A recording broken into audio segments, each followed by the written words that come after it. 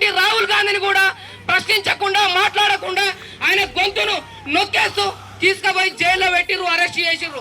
ప్రియాంక గాంధీని అరెస్ట్ చేసిర్రు.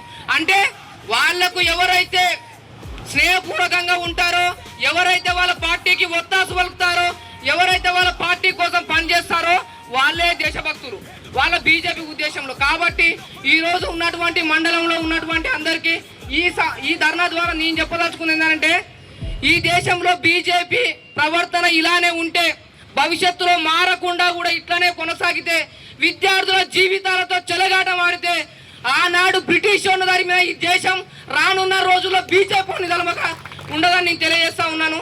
కాబట్టి దయచేసి యువకులు, ఈ దేశ మేధావి వర్గం అంతా ఆలోచించి రాబోయే రోజుల్లో కాంగ్రెస్ పార్టీని హక్కున చేర్చుకొని ఓటు బ్యాంకు ద్వారా రాజ్యాధికారం కాంగ్రెస్ పార్టీకి ఇస్తే ఈ దేశం సుభిక్షంగా నడుస్తుందని నేను తెలియజేస్తూ నాకు ఈ అవకాశం ఇచ్చిన పెద్దలకి నమస్కారాలు తెలియజేస్తా ఉన్నాను.